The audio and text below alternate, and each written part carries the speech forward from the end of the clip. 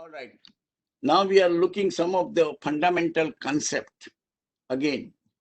Uh, how does Jainism views the universe and our soul? And how do they compare it? What are the basic principles for that? So let me at least finish this list. Universe is without beginning, without end, and is everlasting and eternal. No one has created and no one has destroyed it. No one will, no one can destroy it. So that's, I think, no, you can easily understand it. Eh, this is the Jainism does not have a creator God. We do have a God, but not a creator God. Ideal form of the soul, ideal form is pure soul. That's what we call it God. And the traditional meaning of God is like, no, he's almighty, all powerful, no, he can do all these things. That is not the Jain definition of God.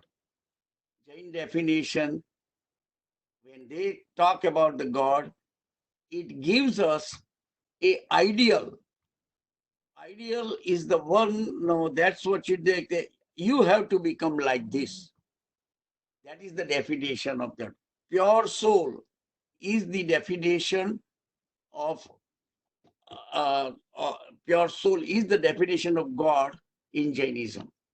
And that God is not like uh, the creator God, the Judeo-Christianity has. Okay. So that's the kind of I'm not saying it is wrong or wrong. They are all is right in their own way. So don't try to get always, oh, we are much better off than anybody else. Then you know that at least you have violated the basic rules, very basic principle of rules. You cannot judge anybody else. You can only judge by yourself. Okay. 6 fundamental substances or entities known as dravya constitute the universe, which is like, most of you might know, the soul, matter, principle of motion, principle of rest, space, and time. So, because the universe is without beginning and without end, so does all 6 elements are also without beginning and without end. All right. All 6 entities are eternal, although they undergo countless changes continuously. They do not transform from one substance to another and retain their inherent qualities.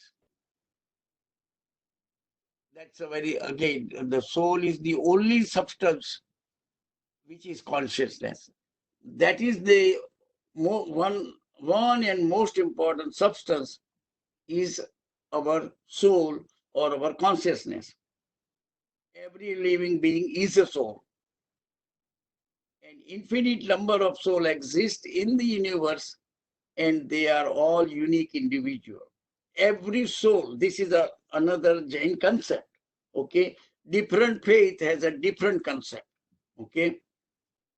And we sometimes we get carried away of which one is right. No, that is not a question even in a sense. It is not what is right or what is wrong. It is, if you believe this, do you progress spiritually?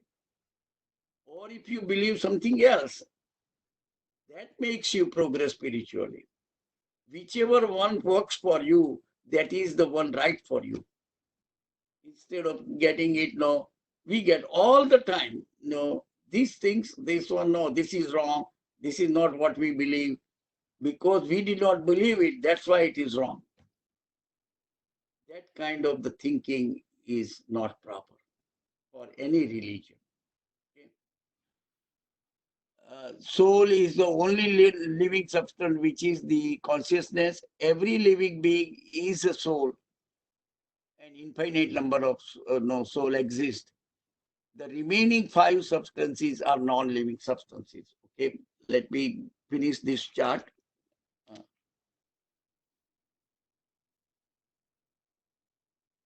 This is a little important now. Karma is one of the category of the matter. Hence, it exists from eternity. Soul is in mithyatva. Now, I got to spend a couple of minutes on this one. What is mithyatva? Mithyatva has a no corresponding English word. You have to explain at least one or two lines to explain mithyatva. And I'll explain you what mithyatva means. The soul is in mithyatva, which has two things: delusion or ignorance and wrong belief. We in the workshop, we always say, if you ask somebody, do you know where Australia is? And the person is explaining, oh, he shows the Africa and say, this is the he points to the Africa and say, this is Australia. All right. So what he did two things.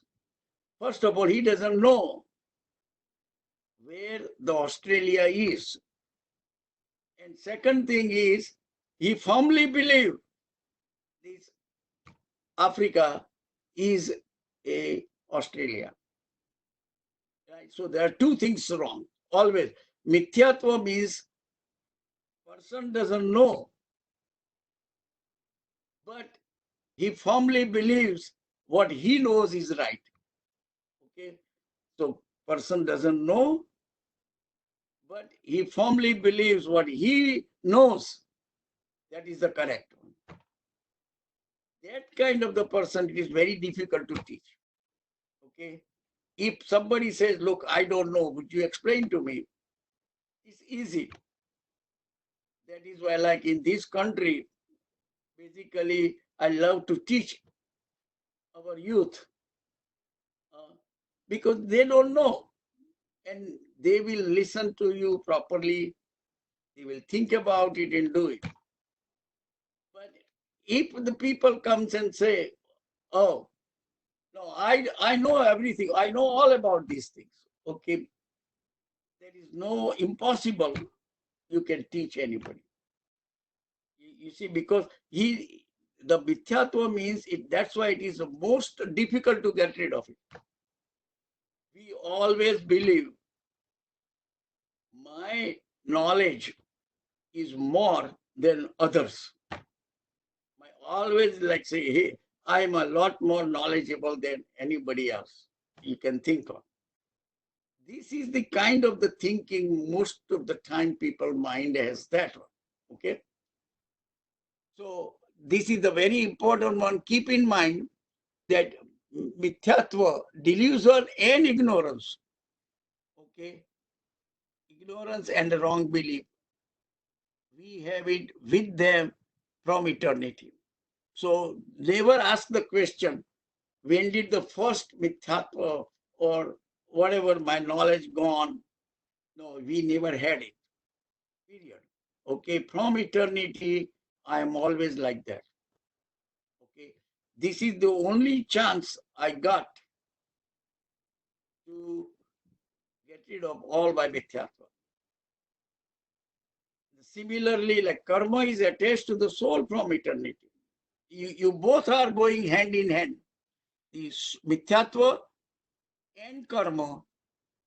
All right, now people will say whether which one comes first.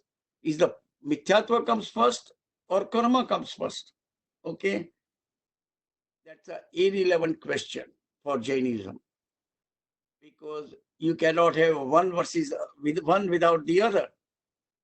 So Jainacharya is a Jain thinker, has already said, okay, we have mithyatva from the beginning of the time, and we have karma attached to other things. And anybody ask who is coming first, chicken or egg, all right, he has not understood the basic principles of Jainism. And now let me just say karma is attached to the soul from eternity. Our mithyatva, kashai, and intention behind our action of body, mind, and speech continues to bind us to the karma. And principle governing the succession of life. Succession of life is due to karma. Okay, karma can take you wherever you are going to the next life. Okay, so that is karma, and the ultimate goal of the life is liberation from suffering, which is mithyatva and kashaya. That is our goal. We wanted to liberate from mithyatva and kashaya through understanding and realization and pure nature. So this is the fundamental beliefs. I overview it.